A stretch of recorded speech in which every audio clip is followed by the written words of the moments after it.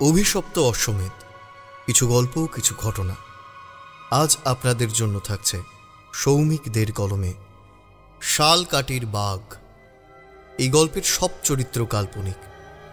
কোনো স্থান, কাল, চরিত্র, বর্ণনা অথবা ঘটনার সঙ্গে বাস্তবে এর সাদৃশ্য থাকলে তা কাল্পনিক হিসেবেই গ্রাহ্য হবে। একটি ছোট্ট অনুরোধ, আমাদের গল্প ও পরিবেশনা যদি আপনার ভালো লেগে থাকে, অভিশপ্ত অশ্বমেধ এই চ্যানেলটিকে সাবস্ক্রাইব করে আমাদের সাথে থাকুন। শুরু হচ্ছে সৌমিক দের কলমে শালকাঠির বাঘ।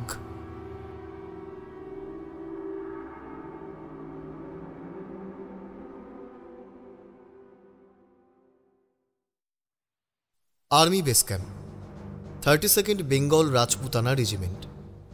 ব্রিগেডিয়ার কৃষ্ণময় ঘোষ এইবার সামান্য ইতস্তত করে চারদিকে একটু চোখ বুলিয়ে নিলেন। তারপর বললেন, আসলে ব্যাপারটা কি জানো তো বিক্রম, শালকাঠির জঙ্গলটা ঠিক মানে আমাদের রেকর্ডের হিসেবে একটু বিক্রম জিজ্ঞাসু চোখ তুলে বলল, বলতে? কৃষ্ণময় যথেষ্ট অস্বস্তিতে পড়েছেন। তিনি হাতের মার্কিং রুলারটা অপর হাতের তালুতে ঠোকা মেরে নিজের স্বভাবসুলভ গাম্ভীর্য ত্যাগ করে নিচু স্বরে বললেন, দেখো বিক্রম, অফিসিয়ালভাবে যা বলবো, যা বুঝবার তা বলা হয়ে গিয়েছে। এইবার একজন সম্পূর্ণ আনঅফিসিয়াল পার্সোনাল, একজন সিভিলিয়ানের হিসেবে যে কথাগুলো তোমাকে বলছি তা পাঁচ কান করো না। আমাদের AIN রিপোর্ট হিসেবে শালকাঠির বনটা ঠিক পয়া নয়, ইউলো জোন। বিক্রমের কপালে একটু ভাঁজ পড়ল। ট্রেনিংয়ের সময়ে বিভিন্ন জোনের মতো এই ইউলো জোনের ব্যাপারেও সে পড়েছে। উপদ্রুত এলাকার গুরুত্বের ভিত্তিতে অঞ্চলকে রেড, অরেঞ্জ অথবা গ্রিন জোনে ভাগ করা হয়।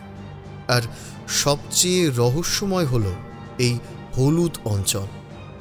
এর অর্থ ওই এলাকায় কোনো না দেখা, অপরীক্ষিত, সমাধানবিহীন বা অত্যন্ত রহস্যময় কোনো ঘাতক লুকিয়ে আছে। কিন্তু সে বিদ্যা ওই খাতায় কলমেই সীমিত। বাকি জোনগুলো হাতে কলমে পরীক্ষিত হয়ে গেলেও সত্যিই যে আদৌ হলুদ অঞ্চলের অস্তিত্ব রয়েছে সেটা বিক্রমের ধারণা ছিল না। এর আগেও তিনবার 3টে জব ফেল করেছে ওই অপয়া বনে। প্রথমবারের JLPP-1 অপারেটিংটা তুমি নিজেই জানো, কিভাবে আমাদের ফুল প্রুফ মিশন ছারকার হয়ে গিয়েছিল। অপহরণ হওয়া JLPP-1 বোট উদ্ধার অত দূর, আমাদের টিমের 12 জন কমান্ডার মৃতদেহ বুলেটে ঝাঁঝরা অবস্থায় উদ্ধার হয়, আর রুস্তমের দল নিরাপদে সীমান্ত টপকে পালিয়ে যায়। দ্বিতীয়বার আরো ভয়ানক, আমার টিমের সঙ্গে সেবার নেভির মার্কোসের 3 জন কমান্ডো আর 72 প্যারামিলিটারির 2 জন বাইফোর্স উপস্থিত ছিল। রুস্তমের প্রশিক্ষিত জঙ্গিরা তাদের ডাঙায় এবং মার্কোসদের জলের তলাতেই গুলি করে মারে। আর তৃতীয়বার তো বন দপ্তরের সঙ্গে জয়েন্ট কম্বিং এর সময় রুস্তমের বিছানো মাইনের ফাঁদে পড়ে কি যে হয়েছিল তা তুমি জানো। বিস্ফোরণের তীব্রতা এতটাই ছিল যে ফার্স্ট হাবিলদার ঘোষের মৃতদেহ একটা গাছের শাখায় ছিন্ন ভিন্ন অবস্থায় ঝুলেছিল। হাবিলদার ঘোষ আমার খুব স্নেহভাজন ছিলেন বিক্রম। আমার পরিষ্কার মনে আছে, ঘোষের একটা ছোট বোন ছিল, মেয়েটি দাদার কাছেই প্রতিপালিত।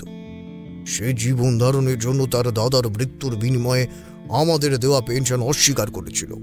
বলেছিল, স্যার, যেদিন আপনারা দাদার হত্যাকাণ্ডের প্রতিশোধ নিতে পারবেন সেই দিন আমি এই পেনশন স্বীকার করব। শেষে মেয়েটি রোগে ভুগে অনাহারে মারা যায়, কিন্তু আমাদের প্রতিশোধ নেওয়া সম্ভব হয়নি। আর ওই অসহায় মেয়েটি শেষ দিন অবধি হাত পেতে পারিবারিক পেনশন নেয়নি। এদের ঋণ আজ তোমার শোধ করার পালা বিক্রম। কিন্তু সবকটি আক্রমণই তো জঙ্গিদের দ্বারা হয়েছে, তবে কোনো অপরীক্ষিত বা অশরীরী ঘাতকের উপস্থিতি সন্দেহ করা হয়েছে কেন? গুড কোশ্চেন রায়, গুড কোশ্চেন। ইউলো জোনের নামকরণের যথাযথ কারণ আমার জানা নেই, কিন্তু AIN রিপোর্ট 90% ক্ষেত্রে নির্ভুল হয়। বাট স্যার, আমি যদি ভূত প্রেতে বিশ্বাস করি তবে সিভিলিয়ানরা কি করবে? এটা হাস্যকর নয় কি? প্রেতের অস্তিত্বযুক্ত একটাও ফোর্স ট্রাক বা সাইট দেখাতে পারেন? ব্রিগেডিয়ার জুনিয়রের খোঁচাটা হজম করে একটু হেসেই বললেন, এবার ছুটি পেলে সিকিমের বাবা মন্দিরটা ঘুরতে যাব ভাবছি। তুমি গেছো কখনো? বিক্রম মাথাটা নিচু করে, মনে মনে একবার তাই তো, ঠিক বলেই আবার মাথা সোজা করে দাঁড়ালো। শোনো রায়, আমাদের এই অসফলতার অর্থ কিন্তু এই নয় যে আমাদের থেকে রুস্তমের দল বেশি এফিশিয়েন্ট। আসলে শালকাঠির বোনকে রুস্তমের লোকেরা হাতের মুঠোর মতো চেনে, ফলে ফাঁদ পাততে দক্ষ তারা। আজ এতদিন পর আবার তার শয়তানের দল ঘাঁটি নিচ্ছে শালকাঠির বনে। এর মধ্যেই আর্মি ইন্টেলিজেন্স রিপোর্ট অনুযায়ী রুস্তমের টিম শালকাঠিতে ডেরা ফেলবে। বিজয় লক্ষ্মী আর ইগলকে বন্দি বানিয়ে তাদের ভিতরে থাকা 69 জন যাত্রীকে পণবন্দি হিসেবে ঘোষণা করেছে রুস্তম। পণ রেখেছে জুলফিকারের নিঃশর্ত মুক্তি। এইবার তোমরা লঞ্চ দুটোকে উদ্ধার করবে এমনটাই আমার বিশ্বাস। জুলফিকারের মতো 1 নম্বরের জঙ্গিকে মুক্তি পেতে দেবে না, সেটাও আমার ভরসা। প্রধানমন্ত্রী আমাদের টিমের দিকে তাকিয়ে রয়েছেন। Vikram, go and make Rustam down sighted. Copy of command. Vikram বাইরে বেরোনোর মুখে দরজার কাছে এসে একটু থমকে দাঁড়াল, আর তাই দেখে ব্রিগেডিয়ার কৃষ্ণময় বিরস মুখে বিড়বিড় করে বললেন, এটাই ভয় করছিলাম। বিক্রম ভিতরে এসে চোখ সরু করে প্রশ্ন করল, কিন্তু স্যার, এসব বিবরণ তো সবাই জানে, গোপনীয়তার কিছুই নেই। তবে আপনি বললেন কেন যে কথাটা 5 কান করো না? কি লুকোনো হচ্ছে আমাদের থেকে? Best of luck junior. Brigadier নিজের অফিস রুমে চলে গেলেন। বিক্রম মাটির দিকে তাকিয়ে ভাবতে লাগল, তবে কি রুস্তমজি ছাড়াও সত্যিই আরো কিছু আছে নাকি শালকাঠির জঙ্গলে?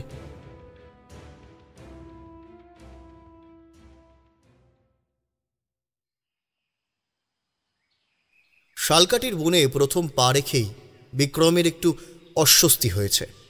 বনে জঙ্গলে অভিযান শুধু তার কেন, এই ফোর্সের কারোরই নতুন নয়। তবে এখানে একটা কিছু আছে যেটা মানুষের অস্বস্তির কারণ হয়ে ওঠে। একটা আঁশের গন্ধযুক্ত বাতাস, একটা তীর তীর বাতাসের শব্দ। বিক্রমের সবসময়ই মনে হতে লাগলো যেন অলক্ষ্যে থেকে কয়েক জোড়া চোখ তাদের গতিবিধি মেপে চলেছে। এ তো ভালো কথা নয়। ভূতপ্রেতে বিক্রমের বিশ্বাস নেই, কিন্তু অলক্ষ্য অতিথিরা যদি জঙ্গি দলের হয় তবে বড় বিপদের কথা। তারা কি আর্মির আগেই ডেরা ফেলল? বিক্রমের টিম বিকেলের আলো আঁধারির মৌকায় ঝোপে ঝাড়ে আত্মগোপন করে বনে প্রবিষ্ট হয়েছে। রুস্তমজির দলেরও আজ রাতেই শালকাঠির ঘাঁটিতে আসার সম্ভাবনা রয়েছে। সামনে বিস্তৃত জঙ্গল জুড়ে শুকনো পাতার আস্তরণ। রাতটুকু প্রতীক্ষা করলেই ভালো হয়।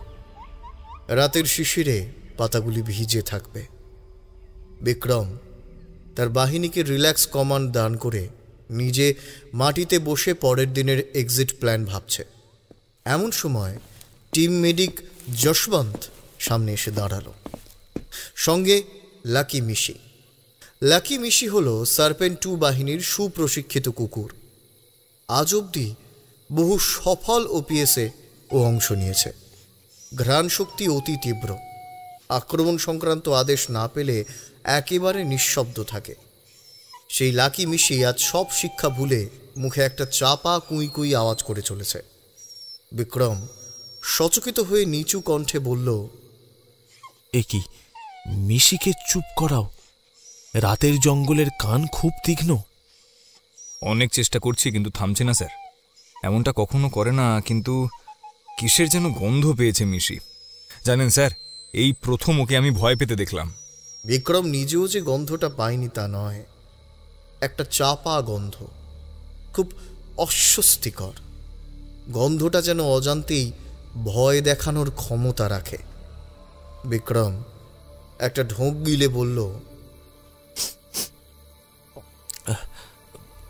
কিসের গন্ধ?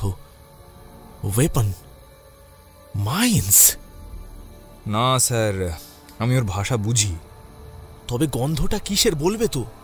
যশবন্ত আঁধারে বিক্রমের চিন্তাগ্রস্ত মুখ ঠাহর করতে পারল না। এতস্তত করে বলল, এ জঙ্গলে হিংস্র পশু থাকার রিপোর্ট নেই, কিন্তু যার গন্ধ মিশি পেয়েছে সেটা বাঘ জাতীয় জানোয়ারের গন্ধ। শোনা মাত্র বিক্রমের কাছে এতক্ষণের অচেনা ঘ্রাণটা চেনা ঠেকল। তাই তো, এই যে বাঘেরই গন্ধ। রাতে সতর্ক রোস্টার লাইন্স মোতায়েন ছিল, ফলে পালা বদলের ডিউটির ফাঁক গলে মানুষ বা পশু কেউই আক্রমণ করতে পারেনি। একটু বেলা বাড়লে শেষ ঢিবিটার মাথায় উঠে হাবিলদার হাবিবুর সন্তর্পণে উঠে পড়ল একটা শাল গাছের মাথায়, আর দূরের দিকে তাকিয়ে হাবিবুর নিজের মুখে পাখির মতো একটা শব্দ করল।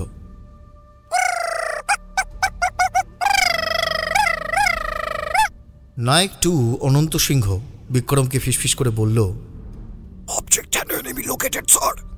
বিক্রম নিচু স্বরে জিজ্ঞাসা করল, clear to forward? Negative sir. Vikram ভ্রু কুঞ্চিত করল। স্কাইকোড অনুসারে বিজয়লক্ষ্মী আর ঈগলকে দেখা গেছে, কিন্তু আচমকা আক্রমণের পক্ষে যথেষ্ট বাধা। রুস্তমের দল 3টে স্তরে বিভক্ত হয়ে সতর্ক পাহারা রেখেছে। রিপোর্ট বলে তাদের কাছে অটোমেটিক রাইফেল আর যথেষ্ট গ্রেনেড আর স্পিন মাইন মজুত রয়েছে, ফলে যা করতে হবে বুঝে শুনে করতে হবে। একটু অপেক্ষা করে বিক্রম চাপা কণ্ঠে হুকুম দিল, অ্যাম্বুশ। সঙ্গে সঙ্গে তার টিম নিজের নিজের হাতিয়ার শরীরে বেঁধে ফেলে মাটিতে শুয়ে পড়ল। সবার মুখে কালির পোঁচ, যাতে শত্রুপক্ষের দূরবীনে তাদের পোশাকের মতোই মুখগুলো গাছপালায় কেমোফ্লাজ হয়ে যায়। লাকি মিশি সকাল হতেই ডাক বন্ধ করেছে। যুদ্ধের ঘোড়া যুদ্ধের বাজনা বোঝে। মিশি নিঃসারে প্রশিক্ষিত শরীর নিয়ে স্বচ্ছন্দে এগিয়ে চলেছে। কনুইয়ে ভর দিয়ে, হাঁটুতে চাপ দিয়ে ঠিক একদল সরীসৃপের মতো বুকে হেঁটে এগিয়ে চলেছে বিক্রমের টিম সার্পেন্ট 2। ঠিক 100 মিটার অর্থাৎ 300 ফুটের সামান্য অধিক পথ নিঃশব্দে অ্যাম্বুশ করে এগোনোর পরে একটা ঢিবি পড়ল। বিক্রমরা ঢিবির উপরে উঠে এলো। ন্যাড়া ঢিবি নয়, শালগাছ আর ঝোপঝাড় ভরা দুর্গম ভূভাগ। ঠিক এই ঢিবি থেকে ওপারে নামার পর ইকুয়াল সারফেসের 12 মিটারের মধ্যেই রুস্তমের দলবলের তাঁবু পড়েছে। বিক্রম হাত বাড়িয়ে আস্তে করে বলল, কুলার। একজন সঙ্গী তার হাতে একটা দূরবীন ধরিয়ে দিল। তাতে চোখ রাখল বিক্রম। দলবলকে নিকেশ করলেই চলবে না, বোট দুটোকে উদ্ধার করলেও শুধু চলবে না, ধরতে হবে পালের গোদা, সুন্দরবনের ত্রাস রুস্তমজিকে। তাই তার উপস্থিতি সম্পর্কে পুরোপুরি নিশ্চিত না হয়ে সার্পেন্ট 2 এগোবে না। বিক্রম বাইনোকুলারে চোখ রেখেই হাবিবুরের উদ্দেশ্যে নিজের বাম হাত তুলে তর্জনীটা ঘড়ির কাঁটার মতো পাক দিল। হাবিবুর বুকে হেঁটে চলল সামনের উঁচু শালগাছটার দিকে। এটাতে উঠেই নজর চালানো দরকার। হাবিবুর প্রায় শালগাছটার কাছাকাছি পৌঁছে গেছে। হঠাৎ খুব অস্পষ্ট একটা টিং শব্দ কানে এলো। মিশি অতি চাপা স্বরে একবার হুক করে উঠল, আর হাবিবুর ফিসফিস করে ভয়ের স্বরে বলে উঠল, লিজার্ড। বিক্রমের কমান্ডো বাহিনী ত্রস্ত হয়ে উঠল। হাবিবুর এগোতে গিয়ে শত্রুপক্ষের প্রায় অদৃশ্য স্ট্রিংট কেটে ফেলেছে। যে স্ট্রিংটের মাথাটা জোড়া ছিল লুকোনো লিজার্ড অর্থাৎ ঘুমপাড়ানি স্মোক বম্বের সঙ্গে। একটা কটু গন্ধ ধোঁয়াহীনভাবে হু হু করে ছড়িয়ে পড়ল চারদিকে। বিক্রমের দলের উভয় সংকট। তারা বুকে হেঁটে খুব গতিতে পিছনে ফিরতে পারবে না, আবার উঠে দাঁড়ালেই ঝাঁকে ঝাঁকে উড়ে আসবে মৃত্যুবাণ। কিছুটা পিছিয়ে যেতে যেতেই সকলের মনে হলো তাদের মাথা ছিঁড়ে পড়ছে ভয়ানক যন্ত্রণায়। মাথার শিরা বুঝি ফেটে পড়তে চাইছে। একটা অবসন্নতা সাপের মতো পেঁচিয়ে ধরছে চোখের পাতা। বিক্রম অতি কষ্টে চোখ খোলা রাখার চেষ্টা চালাতে গিয়ে দেখল তার দলটা একে একে গভীর ঘুমে ঢলে পড়ছে। লাকি মিশিও চোখ বুজেছে। বিক্রম আচ্ছন্ন হয়ে ঢলে পড়ল।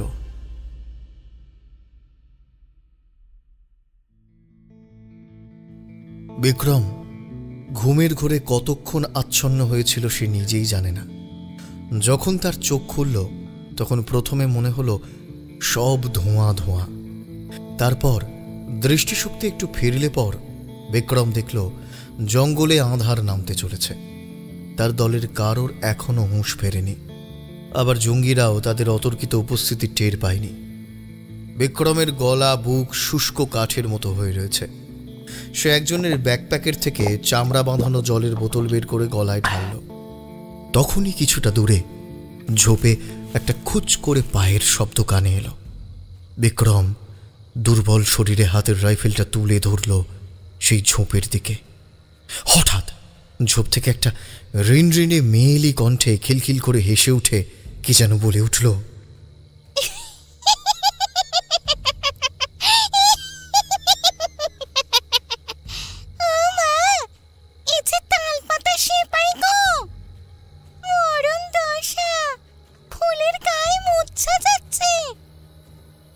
বিক্রমের মাথায় ঘোর লেগে গেল।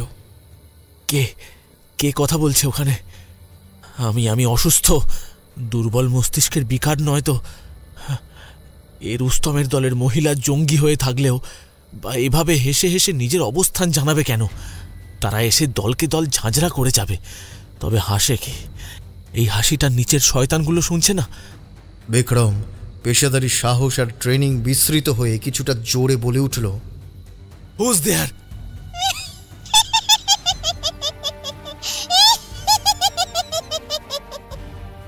এবার হাসিটা বেড়ে গেল। হি হি করে হাসির দমকের সঙ্গে আবার মেয়েটির গলা শোনা গেল,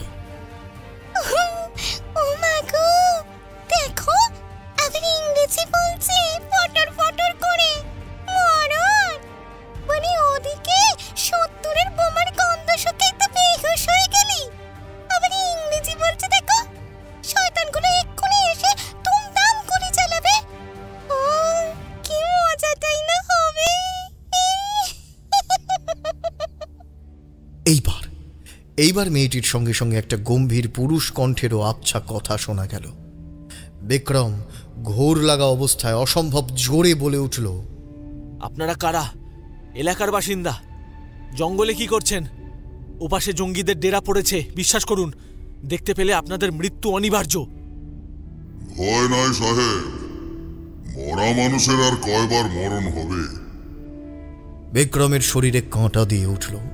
এই গহীন পাণ্ডব বর্জিত বনে কোনো সাধারণ মানুষের থাকার কথা নয়। তবে কি সত্যি? আপনার কি মনে হয় সাহেব, আপনারা এই সামান্য দল নিয়ে রুস্তমের দলকে পরাস্ত করতে পারবেন? এমন পাগলামি মনে স্থান দিলেন কি করে? একটা সৈন্য দলের থেকে ওদের রসদ অনেক বেশি। শালকাঠির অন্ধি সন্ধি ওদের মুখস্থ। আপনারা বেঁচে ফিরবেন না এ যাত্রা। আগের দলগুলোর মতোই কচু কাটা হাল হবে আপনাদের, যদি না। পুরুষটির কথাবার্তা মেয়েটির তুলনায় অনেক ভদ্র এবং মার্জিত, অন্তত মেয়েটির মতো অসভ্য নয়। রুস্তমজির প্রসঙ্গ ওঠাতে বিক্রম ভুলে গেল যে এই ভরা সন্ধ্যার সময়ে বনের মধ্যে কারোর কথা বলাটা নিতান্তই অসম্ভব। বিক্রম বলল, যদি না আমরা সাহায্য করি। বিক্রম যদি ঘোর লাগা অবস্থায় না থেকে সুস্থ মস্তিষ্কে থাকত তবে এই অসম কথোপকথন চলত কিনা সন্দেহ। তোমরা সাহায্য করবে? কতটুকু ক্ষমতা তোমাদের? রুস্তমের দলবলের কাছে সেসব কথা না হয় সময় প্রমাণ হবে সাহেব, কিন্তু আমার একটা শর্ত রয়েছে। সেই শর্তে রাজি হলে তবেই আমরা। বিক্রমের কানে ব্রিগেডিয়ার ঘোষের কথাগুলো ভেসে উঠল। প্রধানমন্ত্রী আর সমস্ত বাহিনী আমার টিমের দিকে তাকিয়ে রয়েছেন Vikram. Go and make Rustamji down sighted. Vikram একটা নিঃশ্বাস ফেলে দ্বিধা ঝেড়ে বলল, কি শর্ত? আপনাকে আপনার টিমের জয়ের বদলে আত্মত্যাগ করতে হবে। এই মেয়েটি আমার সঙ্গে থাকে এই বনেই। আমার চলে যাবার সময় আসন্ন। মেয়েটি একা পড়ে যাবে, তাই আপনার আত্মার সঙ্গে আমি এর বিবাহ দিতে চাই। আপনার শরীরের থেকে আত্মাটি বিচ্ছিন্ন হলে পরে আমি এর সঙ্গী হিসেবে আপনাকে স্থাপিত করব। কি বলুন, মঞ্জুর। বিক্রম নিজের অচৈতন্য অসহায় বাহিনীর দিকে তাকিয়ে চোখ মুছল। এই ভয়ঙ্কর শর্তে রাজি হওয়া ছাড়া আর কোনো উপায় নেই, নচেত পুরো দলটা ঘুমন্ত অবস্থাতেই নিহত হবে। কিছুক্ষণ পরেই বিক্রমের একবার মনে পড়ল তার মায়ের মুখটা। ফিল্ডে আসার আগে মাকে একবার টেলিফোন করার সুযোগ পেয়েছিল বিক্রম। মার শরীরটা ভালো নেই। বিক্রম এইবার ছুটি পেলে মাকে চিকিৎসা করাবে কথা দিয়েছিল। বিক্রমের চোখ থেকে এক ফোঁটা জল গড়িয়ে পড়তেই মেয়েটির হতাশা ভরা খনা স্বর শোনা গেল।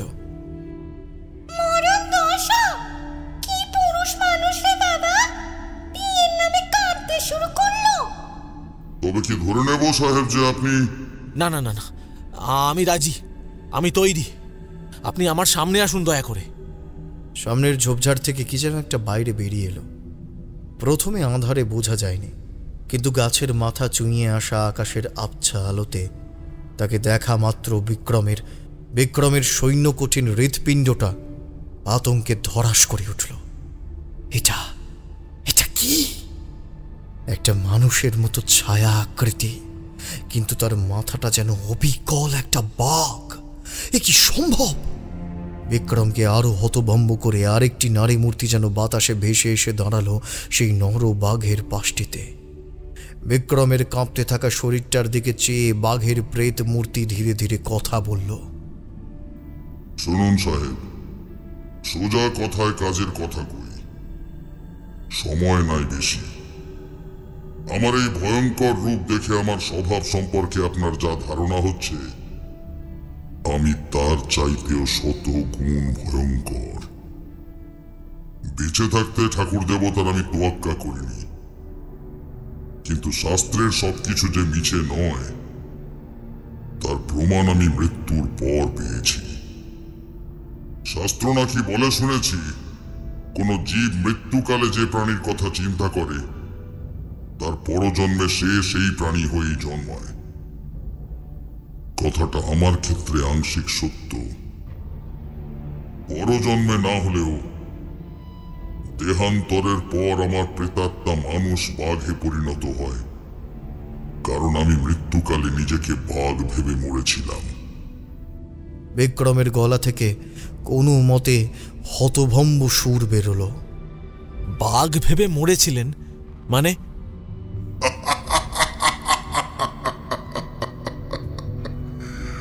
সে অনেক কথা।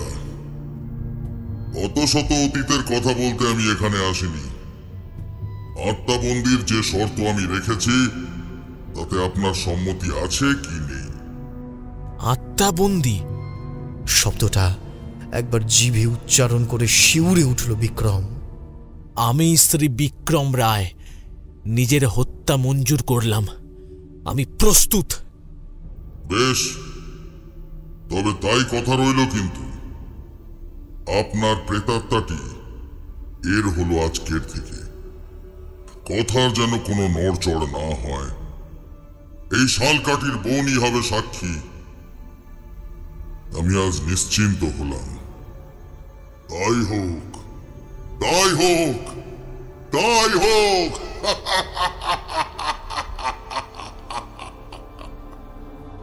পুরুষ প্রেতটির স্বরের মাদকতায় বিক্রমের মাথা ঝমঝম করে উঠল, চোখ ছোট হয়ে এলো। বিক্রমের মনে হলো তার বুকের থেকে কলজেটা বেরিয়ে আসতে চাইছে যন্ত্রণায়। চোখের পাতা খোলা রাখার চেষ্টা করতে করতে আবার মাটিতে ঢলে পড়ল সে।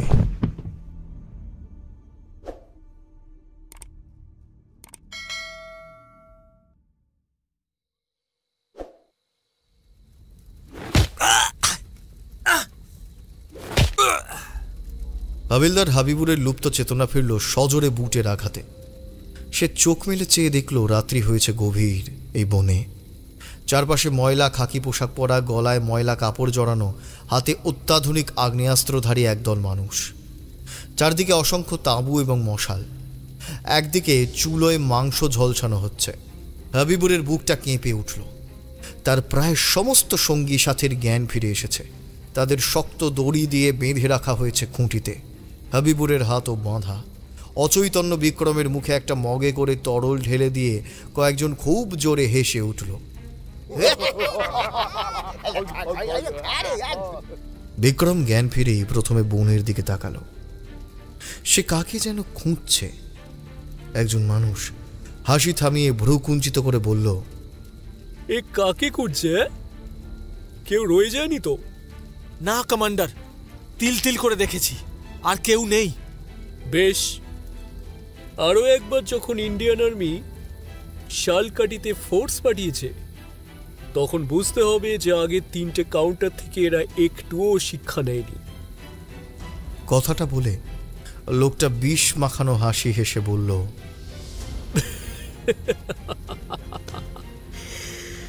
তবে এইবার নেবে।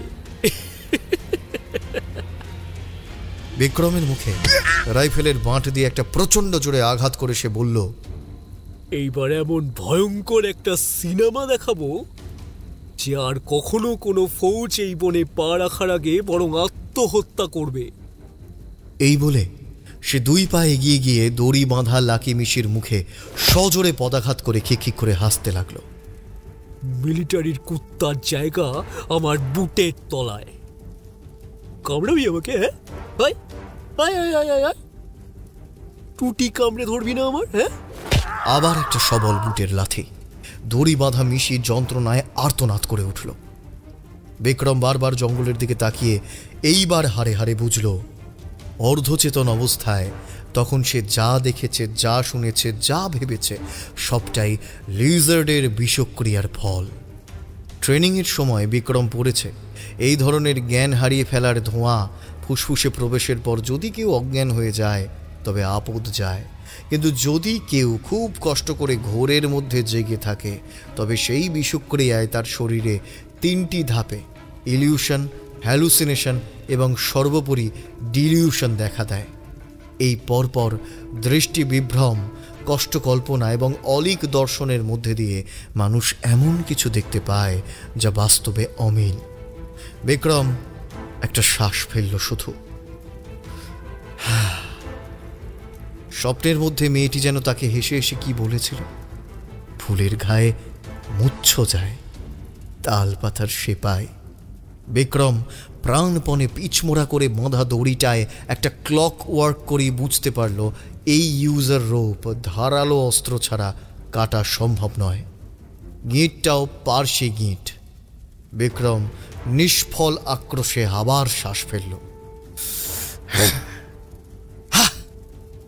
খাকি পোশাক পরিহিত লোকটা বিক্রমের মুখের সামনে হাঁটু গেড়ে বসে একদলা থুতু ফেলে চোখটা মুছে নিয়ে, মুখটা মুছে নিয়ে আস্তে আস্তে বলল, আমাকে চিনিস? চিনিস আমাকে? বিক্রমের মনে নিজের ফৌজের পরিণতি নিয়ে আর কোনো সন্দেহ ছিল না। আসন্ন মৃত্যুকে একেবারে সামনাসামনি দেখে দ্বিগুণ হয়ে ফিরে এলো। বিক্রম রক্তমাখা ঠোঁটের কোণা দিয়ে একচিলতে হাসি হেসে উত্তর দিল, তোর মতো পাগল কুকুর ভারতে তুই একটাই নোস, অনেক আছে। একটা একটা করে টিপে মারি আমরা তোদের সারা বছর ধরে। তুইও মরবি রুস্তম, আজ না হোক কাল। ভারী লজ্জা করছে আমার। এই সামান্য মানুষটার নামটাও আপনি মনে রেখেছেন স্যার। বিক্রম সোজাসুজি রুস্তমজির চোখের দিকে তাকালো। একটু আগের বিনয়ে গদগদ ভাব পরিবর্তিত হয়ে সেখানে এখন একটা হিংস্র পিশাচ বাসা বেঁধেছে। রুস্তমজি চিবিয়ে চিবিয়ে বলল, আমি পাগল কুকুর নই, আমি এই বনে লুকিয়ে থাকা বাঘ। ছোপা রুস্তম মানেটা জানিস তো? আজ সেই বাঘের থাবার তলায় তোদের শরীরগুলো ছিন্ন ভিন্ন হয়ে যাবে নিমেষে। এর আগেও 3 বার তোরা আমাকে ধরতে চেয়েছিলি, সব কটাকে কুকুরের মতো মেরেছি। তবে কি জানিস, একজনই ছিল যে কুকুরের মতো নয়, বাঘের মতো মরেছিল। তোদের একটা হাবিলদার, নাম শুনেছিলাম শার্দুল ঘোষ। শার্দুল মানেও নাকি বাঘ। সে আমার চোখের দিকে তাকিয়ে হেসে বলেছিল,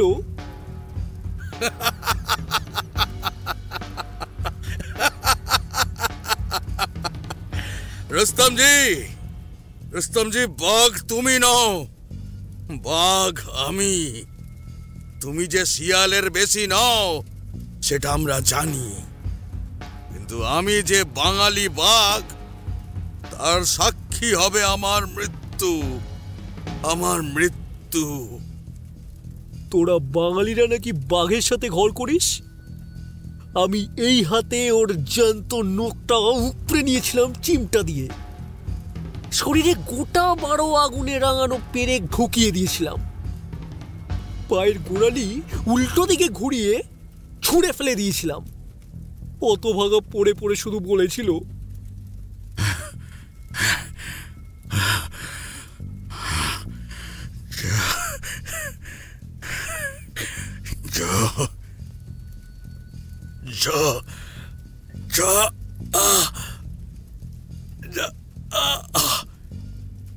আমার এই সাগরেদের একটু দয়া শরীর। ও হাসতে হাসতে গিয়ে জিজ্ঞেস করলো, চল।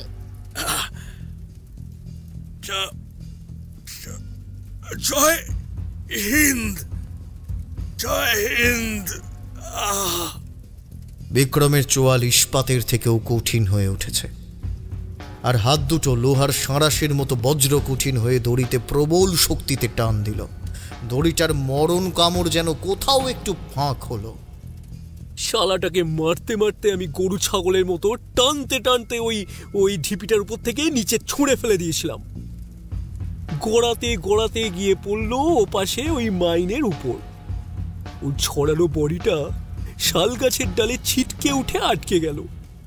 তবুও আমার মনে হয় আরো যন্ত্রণা দিয়ে মারা উচিত ছিল শালাকে।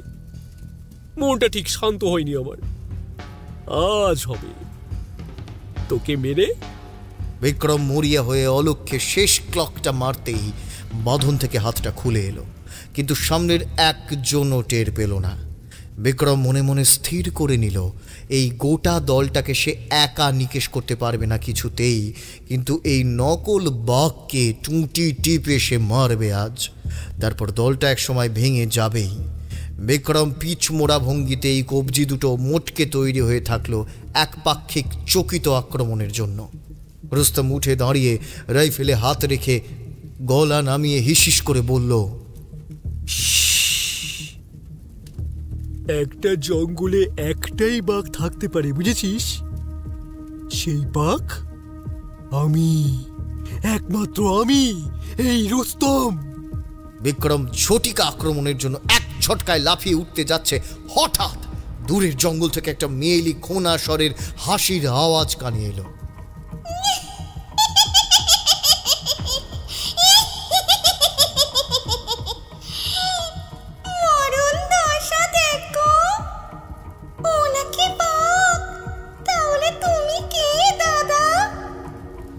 রুস্তম ভ্যাবাচেকা খেয়ে রাইফেল তুলে হিংস্র কণ্ঠে চিৎকার করে উঠল, কে? কার এত সাহস? কে এখানে? লাকি মিশি বোনের দিকে তাকিয়ে ঘেউ ঘেউ করে উঠল। বিক্রমের শরীরে আবার কাঁটা দিয়ে উঠল। আবার কি বিভ্রান্তি হচ্ছে তার? কিন্তু রুস্তমজি, সেও তো শুনেছে। মেয়েটির উত্তর এলো, কিন্তু এবার হাসেনি। অস্ত্ররুদ্ধ স্বরে অনেক দিনের জমাট কান্নাকে সামলে নিয়ে সে বলল, রুস্তমজি রাইফেল তুলে শব্দ লক্ষ্য করে কয়েক রাউন্ড ফায়ার করল। আর তারপরেই বিক্রমের হঠাৎ মনে হলো একটা অদেখা গুরু ভার জন্তু যেন ঠিক কনের পাশ থেকে ছুটে বেরিয়ে গিয়ে ঝাঁপিয়ে পড়ল তার শত্রুর উপর। রুস্তমজি একটা আতঙ্কের শব্দ করে ছিটকে পড়ল 20 হাত দূরে। মশালের দপদপ করতে থাকা আলোতে বিক্রম দেখল রুস্তমজির গালে গভীর নখের আঁচড়, আর তা থেকে রক্ত গড়াচ্ছে। রুস্তম হতবুদ্ধি হয়ে চারদিকে ফ্যালফ্যাল করে চাইছে। জঙ্গি দলটার উপর যেন একটা ভয়াবহ ঝড় আছড়ে পড়ল। চোখের নিমেষে অদৃশ্য আততায়ী আঁচড়ে কামড়ে ধরাশায়ী করতে শুরু করলো জঙ্গিদের অত বড় দলটা। বিক্রম চোখটা একটু রোগড়ে নিল। তারপর বুঝল আততায়ী একজন নয়, বরং 2 জন। তারা 2 দিক থেকে নৃশংসভাবে ছিঁড়ে ফেলছে পাগল কুকুরের দলটাকে। গোটা দলটাকে নিকেশ করে পায়ের শব্দ এগিয়ে এলো আহত রুস্তমজির সামনে। রুস্তমের 2খানা পা উঠে গেল কিছুটা শূন্যে। দুইটি অশরীরী জঙ্গি সর্দারকে হিঁচড়ে টেনে নিয়ে চলল ঢিবির দিকে। বিক্রম টের পেল রুস্তমের পরিণতি ঠিক কি হতে চলেছে। তাকে হয়তো ছুঁড়ে ফেলা হবে মাইনের ওপর, আর তারপর কোনো গাছের ডালে।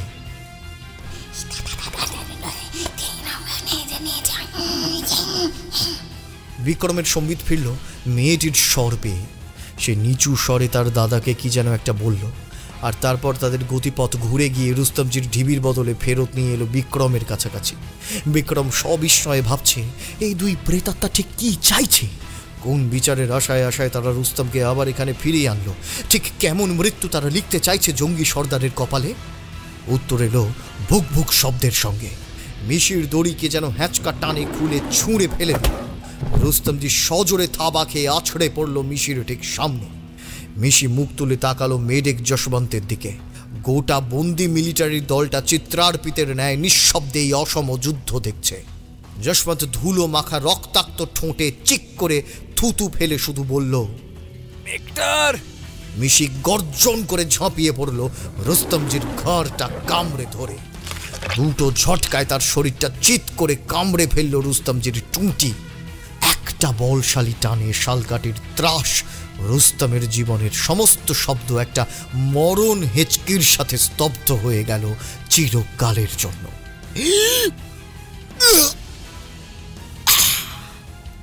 লাকি মিশি রক্তমাখা মুখে অদৃশ্য কারুর পায়ের কাছে বসে তখন আদরের শব্দ করছে।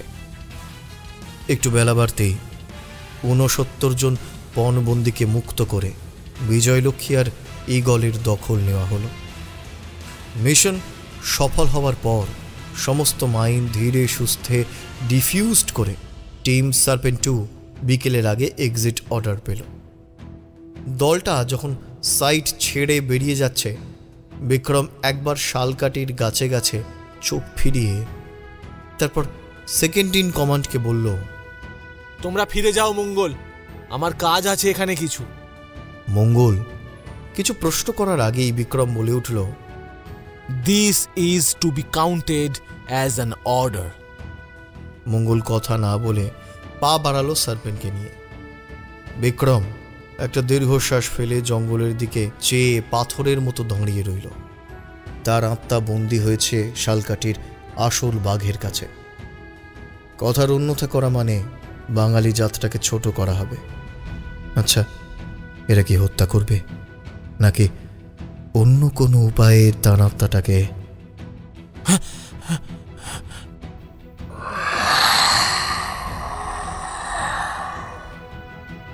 বিক্রম হঠাৎ চমকে উঠল।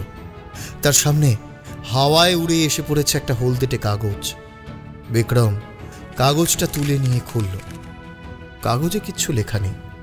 অবাক হয়ে বিক্রম আকাশ পাতাল ভাবছে, আচমকা সে দেখল কাগজটায় একটা অদ্ভুত রঙের লেখা ফুটে উঠেছে। বিক্রম সামান্য কাঁপা হাতে পড়তে শুরু করল। এই শার্দুল ঘোষের পরিচয় তো পেয়েছেন ইতিমধ্যেই। আমি আপনার এই ব্রিগেডের একজন সৈনিক ছিলাম। ছিলাম নয় সাহেব, আছি সাহেব, আছি এখনো। আমার কথা তো ঘোষ স্যারের কাছে শুনেছেন নিশ্চয়ই। শোনেননি সাহেব? সত্যি বলুন। আসলে স্যার আমাকে খুব ভালোবাসতেন। আমার মৃত্যুর ঘটনা তো শুনলেন খোদ ঘাতকের মুখেই। আমি বাঙালি জাতটার বাঘের রূপটা 2 বার দেখালাম এদের আমি দেখালাম যে রুস্তম নয়, শালকাঠির বাঘ হলাম আমি শালকাঠির বাঘ। আমার একটাই স্বপ্ন ছিল, আমার এই বোনটার বিয়ে।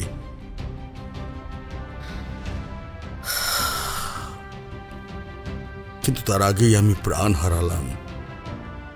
বোনটাও অর্থাভাবে শুকিয়ে মরার পর চলে এলো আমার কাছে।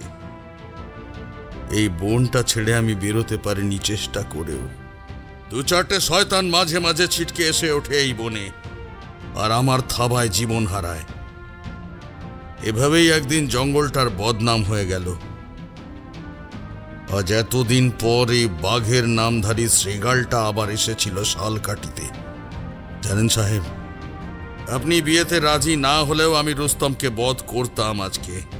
তবে আপনি যখন কথা দিয়েছেন, তখন তার নড়চড় হবে না আমি জানি। আমি আপনার আত্মাকে চেয়েছি, কিন্তু কিন্তু তা আপনাকে হত্যা করে নয়। আপনি ফিরে যান, আপনার আয়ু এখনো অনেক বাকি। তবে মনে রাখবেন, অন্তিমকালে যুদ্ধক্ষেত্রেই লড়তে লড়তে আপনার মৃত্যু হবে, ঠিক আমার মতো।